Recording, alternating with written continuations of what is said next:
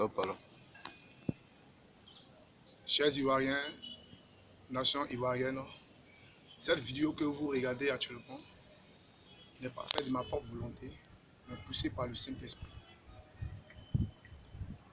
Pour dire au peuple ivoirien de s'apprêter parce que très bientôt, la Côte d'Ivoire serait nettoyée par la volonté, le désir du Dieu Tout-Puissant. Parce que cette nation est en train de vivre une vie très désagréable aux yeux de Dieu. Chers politiciens de mon pays, la Côte d'Ivoire, écoutez très bien. Ce n'est pas pour avoir de buzz, ce n'est pas pour faire buzz, ce n'est pas pour me montrer, mais c'est un message que le Saint-Esprit m'a donné depuis fort longtemps. Et moi, j'hésitais. Préparez-vous parce que très bientôt, un vent va souffler la nation. Une grande confusion que Dieu mettra au sein de la politique ivoirienne.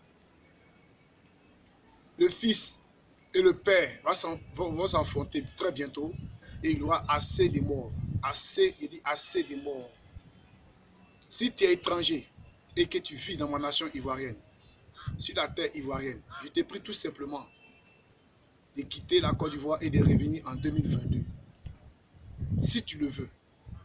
Parce que ce qui arrive, ce que vous avez vu en 99, en 2002, en 2005, en 2010, en 2011, cela n'est rien.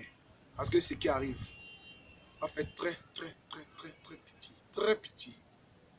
Et il y aura une personnalité dans le milieu de la politique ivoirienne, une grande personnalité qui va perdre la vie. Alors, je vous demande tout simplement de vous attacher à Jésus-Christ. Pour ceux qui veulent voir la venue nouvelle de la Côte d'Ivoire, attachez-vous à Jésus-Christ. Quittez dans le milieu de la franc-maçonnerie, le bouddhisme, l'Illuminati, les sectes, combien, tout ce qui n'honore pas le nom de Dieu, que vous pratiquez cette nation, quittez au milieu. Parce que très bientôt, la colère de Dieu s'est levée. Aujourd'hui, des pluies que des gens appellent pluie diluvienne, ce n'est pas pluie diluvienne, c'est la colère de Dieu. Des pluies qui ne font même pas une semaine. Mais imaginez que si ça faisait une semaine, 2 semaines, qu'est-ce qui allait arriver? Des accidents par-ci, par-là. Vous enterrez des femmes enceintes vivantes. Vous enterrez des enfants vivants. Vous buvez des sangs, comment on appelle, innocents. Est-ce que cela est normal? Si cette terre ivoirienne, la Côte d'Ivoire appartient à Dieu. Cette nation appartient à Dieu. Pourquoi? Parce que cette nation a tissé une alliance avec le peuple Israël et la nation Israël. Celui qui bénit Israël est béni. La Côte d'Ivoire. Levez-vous. Aujourd'hui, il n'y a plus de véritables hommes de Dieu. Tous sont corrompus à cause de l'argent, à cause des belles voitures. Mais où est passé l'évangile de Dieu? Où est passé l'évangile de Dieu? Je parle ici aux hommes de Dieu. Vous qui êtes censés, où est passé l'évangile de Dieu? Alors, ce message que le Saint-Esprit nous pousse pour dire à la nation, préparez-vous, parce qu'un nettoyage arrive au sein de la politique ivoirienne. Le Fils, je vous rappelle, le Fils et le Père vont s'affronter. Il y aura des dégâts, surtout des dégâts.